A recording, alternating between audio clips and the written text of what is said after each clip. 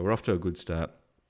All right. So let's have a bit of a look at what else happened. There's a couple other games, one game's just finished, and there's another game going on at the moment. I'm not sure of the current score, but when I last checked, the Hawks were leading the Bombers by a couple of goals or something like that. And do you have the current score in front of you, Anna? I've just pulled up the results. No way. Hey, what's happened here?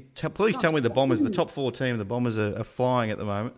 Essendon 85, Hawthorn 37 with 5 minutes to go in the third. Essendon 85, was it? Essendon's up by 48 points at the moment. I picked them, everyone. I told you. No.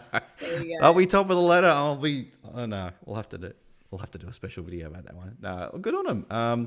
All right, so we had the draw. We'll just going back a little bit. We had the draw on the Thursday night. Not much of a game really, unless a little bit exciting in the fourth quarter there, but really not really much to say about that, unfortunately.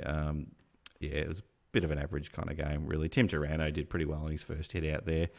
North Melbourne, they'll be happy. They knocked off West Coast by less than a goal. Harry Sheasel. Talk to me about Harry Sheasel. Do you like what you see from the high draft pick from the North play? 34 touches.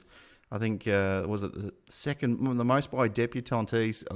The debutant since 1984. I think Diesel Williams might have a little bit more, but crazy. He's going to be good. I think it's great. I think it's refreshing. I think it's great when you just see a debutant come into their own. It was a perfect game for both sides. You can see they're going to be pretty even. Yeah.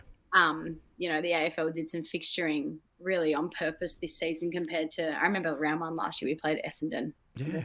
Saturday afternoon. It wasn't really a blockbuster game, but they really bought into a lot of rivalries, a lot of what happened last year, and I think it's worked. I really think it's worked in the favour of how many fans. We saw 150,000 across 2 nights at the G, the Thursday and the Friday night, because obviously Richmond Carlton's the tradition, but we haven't played Collingwood in opening round in, God, I don't even know ever. So no, it was a couple of years ago actually. I've forgotten about that as well. It was, I think we beat them, but we very rarely play a big game on an opening one. But I think we might have played maybe 2 or 3 years ago, something like that anyway.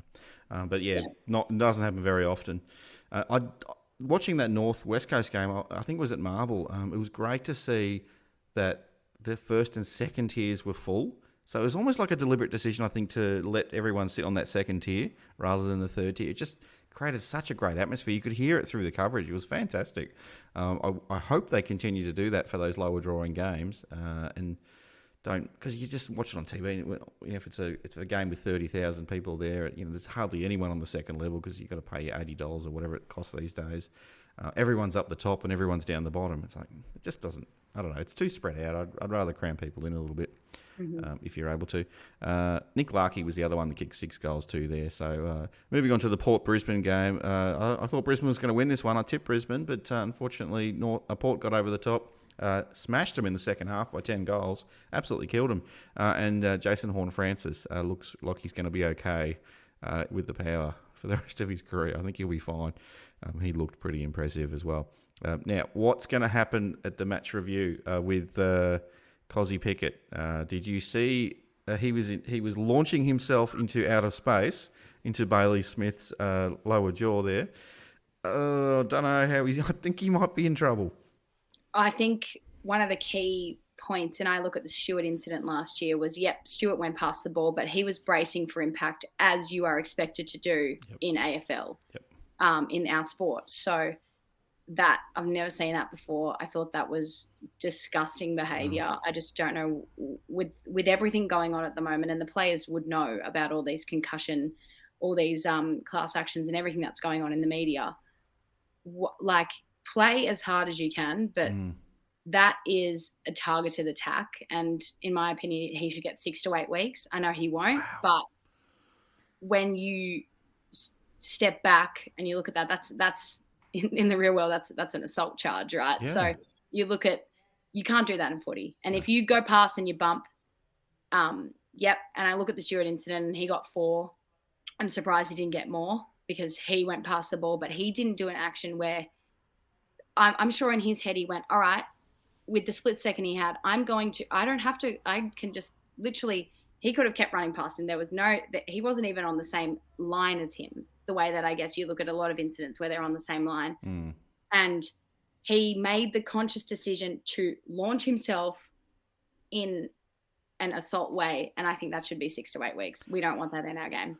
Yeah, And I agree. sorry, I'll add one point. I think Mm. it's fantastic Bailey Smith got up and continued playing, but I hope that's not a defining factor in the decision, because, you know, if he was knocked out, there would be uproar. And thank goodness he got up and continued playing, but that should not be a defining factor. And that seems to be a defining factor in a lot of decisions made, which it should never be, because we don't know if this is going to damage Bailey Smith in 15 years. We don't You know, know. look at Max Rook, right? Exactly. Yeah, exactly. He's saying he's having issues now. Gary Ablett Sr. came out the other day and said the same thing, and he's well past his playing career. So, you know.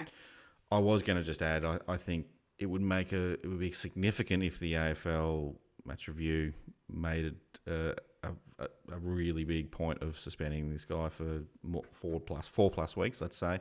Normally in these situations, it's like, oh, you know, it was fine. He got up again. No, nothing to see here. But it would be a significant thing if they said, actually, no, it was the action, not the outcome, because it's always about the outcome. It always seems to be the outcome, and it's outrageous that you're looking at that, comparing that to the Stewart, and it's not the same incident. It's a totally different type of bump, but one seems like more of a bad judgment, the Stewart one, and deserved his time off. Don't get me wrong. The other one was just, as you said, you used the term assault. It was intended to hurt, and it was like, mate, the guy's in a kicking action. Spoil him or tackle him. Like, it's a pretty. You've made it. We'll just continue to run past the ball. Yeah. Right. You know, Yep. it's almost too late at that point. Anyway, Oh, we digress. we digress. All right. And so the Melbourne smashed the Dogs. That was pretty straightforward. We talked about that, and then Sydney have got up against the Gold Coast, and I think who won the other? Oh, so yeah, GWS beat Adelaide there. So that's probably. I think Adelaide at one point looked like they were going okay.